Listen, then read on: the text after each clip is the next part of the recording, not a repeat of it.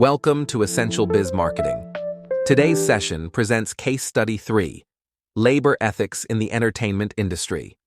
We'll examine controversies surrounding K-pop idols' training conditions and the balance between artistic pursuit and individual rights. K-pop has captivated global audiences with polished performances and catchy songs. Yet behind the glamour lies a hidden world of labor ethics concerns, raising questions about how young trainees are treated in the industry.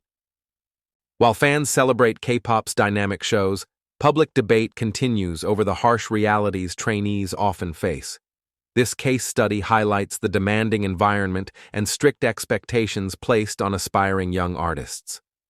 Aspiring K-pop idols often begin their journey as early as age 12 or 13. They join agency trainee programs that promise a pathway to stardom but demand years of intense dedication and personal sacrifice. The training process can last up to 10 years. It includes rigorous daily lessons in singing, dancing, and foreign languages, with little room for rest or personal freedom. Trainees live in company dormitories under strict agency control. Their diets, personal relationships, and even daily routines are often tightly regulated to maintain a specific image. Beyond the personal sacrifices, many trainees face significant debt.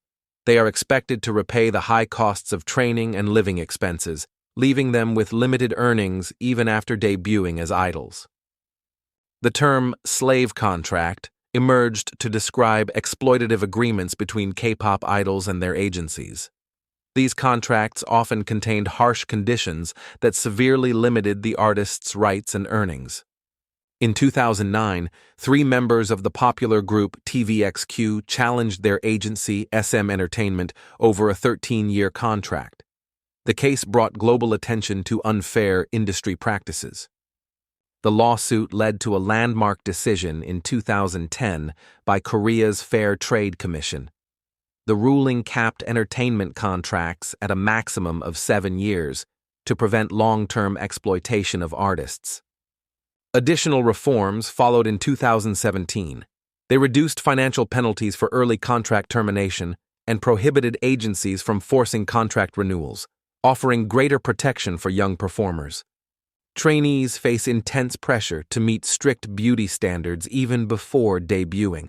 The focus on appearance becomes an overwhelming burden alongside their demanding training schedules. In pursuit of these ideals, many trainees adopt extreme dieting or undergo cosmetic surgery.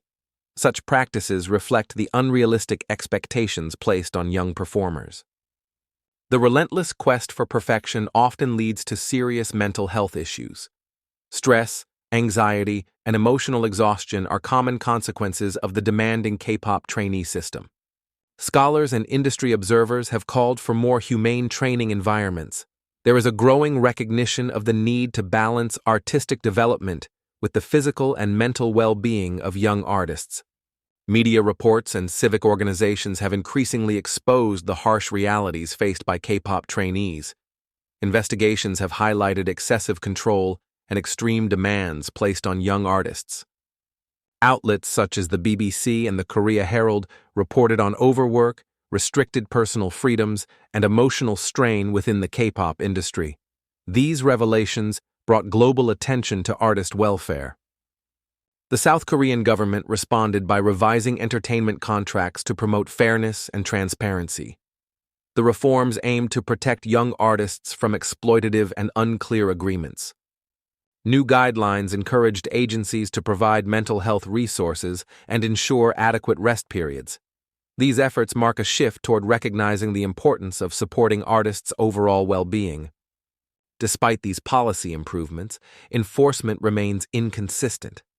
Ongoing advocacy and close monitoring are essential to drive lasting reform within the entertainment labor system.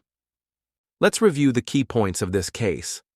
The K-pop trainee system reflects a delicate balance between cultural expectations, commercial success, and the rights of young artists. Ethical challenges continue to shape the industry's global reputation. While reforms have addressed some issues, more work remains.